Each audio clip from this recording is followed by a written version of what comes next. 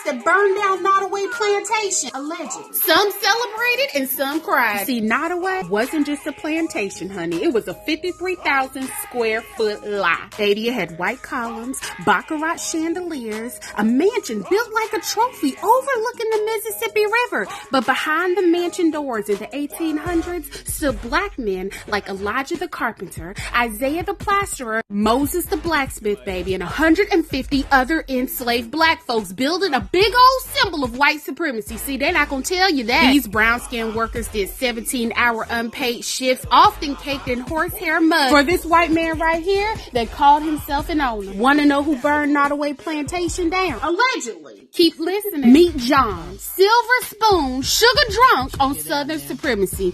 At 6, his family fled Virginia, chasing cotton, then sugarcane. And by age 46, he was making the modern equivalent of $7 million a year in the sugarcane business, off the backs of nearly 150 enslaved black people. And with that blood money, he built the largest antebellum mansion in the South. So grand, steamboat captains slowed down just to gawk. But did John ever pay those black people that made him rich off of sugarcane and built that dag-blamed house? Cousin, no. In fact, when the Confederate War broke out, he packed 200 enslaved people, 92 mules, and 60,000 pounds of sugar and fled to Texas, leaving his wife Emily with 5 kids under the age of 16 and a big white house to defend, because he wanted to keep owning black bodies who were earning him well. And when the Union won, John joined the White League, a white supremacist militia